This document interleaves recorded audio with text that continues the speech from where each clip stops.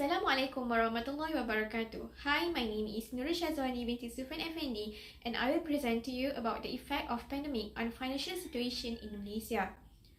This is the list of contents for this video.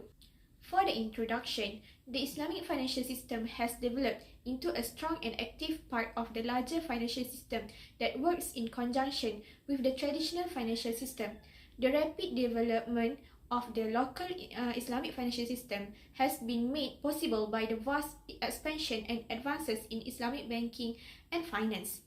COVID-19 is an unprecedented health crisis which has led to a human and economic crisis.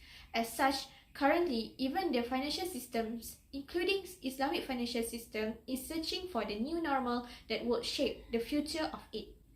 SARS-CoV-2 is a beta coronavirus which is a large spherical envelope positive since a single-stranded RNA virus with the genome of approximately 30 kb.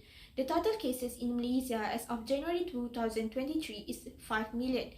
The recovered cases is 4.98 million and unfortunately the total death is 36,932.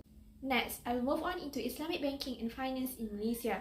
Malaysia has emerged as the first country to implement a dual banking system where the Islamic banking systems operate side by side with the conventional banking system. Early Islamic banking in Malaysia offered standard banking services and goods, including accepting deposits and disbursing loans without the inclusion of riba, which is prohibited in Islam. The growth and development of Islamic banking system in Malaysia was an exciting phenomenon because of its rapid growth compared to the system in other Muslim countries, and according to some scholars, Malaysia possessed one of the most advanced models of Islamic banking in the world. In 1985, Tan Sri Jaafar Hussain became the governor of the Bank Negara Malaysia, where he concerted efforts in the execution of Islamic banking in Malaysia. Additionally, establishment at Bank Negara Malaysia in Malaysia, the National Sharia Advisory Council provides BNM with guidance on the Sharia-related aspects of these institutions' activities as well as their goods and services. With the introduction of the Islamic Banking Act 1983 and the Government Investment Act of 1983, the Malaysia government demonstrated its commitment to the growth of Islamic banking in Malaysia.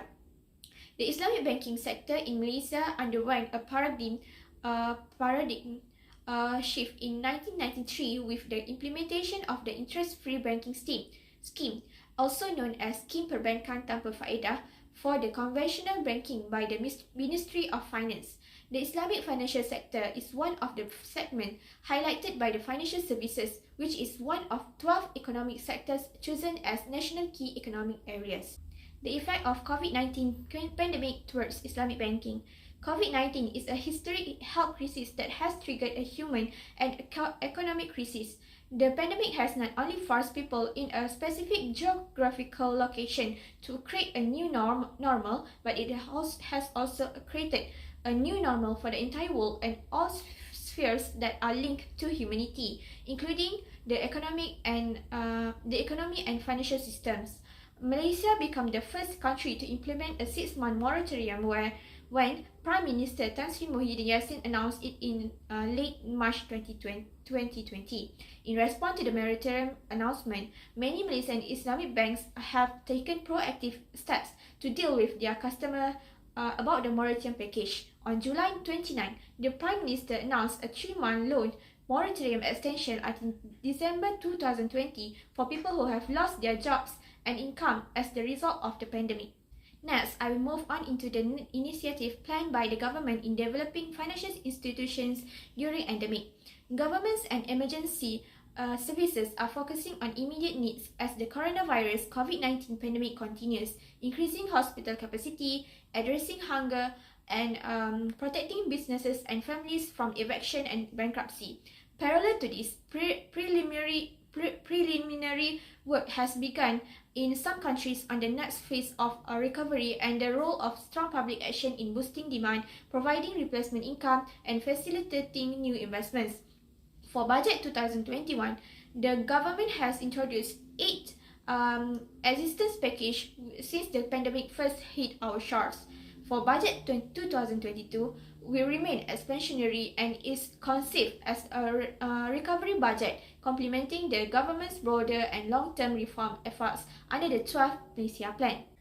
In conclusion, Malaysian Islamic banking and finance grew from a single Islamic bank in 1983 to become one of the most progressive and innovative providers of Islamic banking service and products. Human capital development is seen as critical for Malaysia's Islamic financial system to remain competitive and produce more innovative Islamic financial products.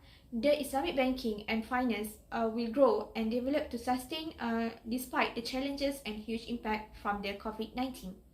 Thank you.